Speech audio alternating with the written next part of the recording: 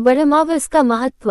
साल 2026 में ब्रह्मावस वट सावित्री अमावस्या 16 मई दिन शनिवार को मनाई जा रही है। सुहागिन महिलाओं द्वारा पति की लंबी आयु और सुख समृद्धि के लिए रखे जाने वाले इस व्रत में वट बरगद के पेड़ की पूजा की जाती है। पूजा के विशेष नियम। इस दिन महिलाएं 16 श्रृंगार कर वट वृक्ष के चारों ओर कच्चा सूत या कलावा लपेटकर 7 बार परिक्रमा करती हैं। इसके साथ ही बरगद के पेड़ पर जल, रोली, चावल चढ़ाकर कथा सुनी जाती है। ब्रह्मावस क्यों मनाई जाती है? कथा। ब्रह्मावस सती सावित्री द्वारा अपने पति सत्यवान के प्राण बचाने के लिए यमराज के साथ हुए वार्तालाप की कहानी है। मध्य देश के राजा अश्वपति की कन्या का नाम सावित्री था। यह अपने माता पिता की इकलौती संतान थी। जब वह विवाह योग्य हुई तो उसके पिता ने उसे स्वयं वर चुनने की अनुमति दे दी। सावित्री वर चुनने के लिए निकल पड़ी। घूमते घूमते उसने अपने लिए एक युवक पसंद किया जिसका नाम सत्यवान था। वह वनों में लकड़ी काटकर अपने अंधे माता पिता का गुजारा करता था। उसके पिता द्युमत्सेन राजा थे किंतु उनका राजपाट छीन लिया गया था। सावित्री ने जब अपने पिता अश्वपति को सत्यवान के बारे में बताया तो नारद मुनि भी उस समय वहीं थे। नारद मुनि ने बताया कि सत्यवान की आयु केवल 1 वर्ष शेष है।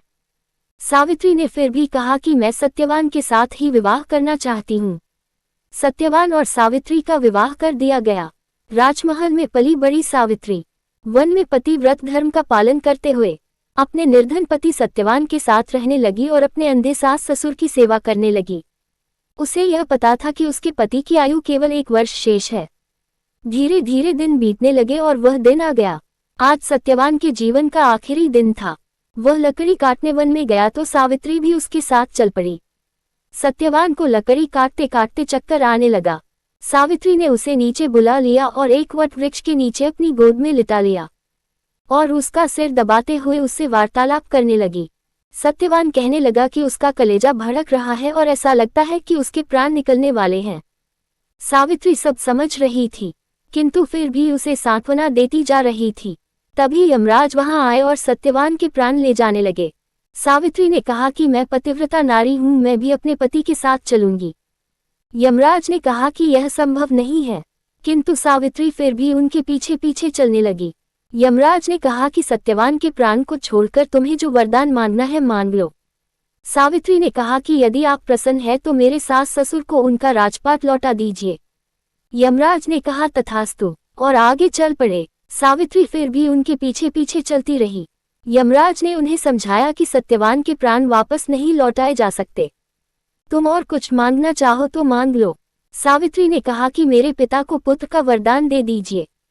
यमराज ने कहा तथास्तु और वे आगे चल पड़े। उन्होंने काफी आगे चलकर पीछे मुड़कर देखा तो सावित्री फिर पीछे पीछे आ रही थी। यमराज ने सावित्री को समझाया, बेटी संसार का नियम है कि जिसका अंत समय आ गया है वह संसार में नहीं रह सकता, उसे मृत्युलोक में जाना ही होगा। सावित्री ने कहा कि मैं पतिव्रता नारी हूं, मैं अपने पति के बिना नहीं रह सकती, मुझे भी साथ ले चलो। यमराज ने कहा मैं तुम्हारे पतिव्रत धर्म से प्रसन्न हूं। सत्यवान के प्राण छोड़कर अपने लिए कुछ मांग लो किंतु मैं तुम्हें साथ नहीं ले जा सकता। सावित्री ने कहा कि हे धर्मराज, मुझे पुत्रवती होने का आशीर्वाद दीजिए। यमराज ने बिना कुछ समझे पीछा छुड़ाने के उद्देश्य से कहा तथास्तु, अब जाओ, कहकर वे चल पड़े। आगे जाकर उन्होंने देखा कि सावित्री फिर पीछे पीछे आ रही है। अब की बार यमराज को क्रोध आ गया। उन्होंने कहा सावित्री, मैंने तुम्हें सब कुछ दिया किंतु तुम फिर भी मेरे पीछे पीछे आ रही हो।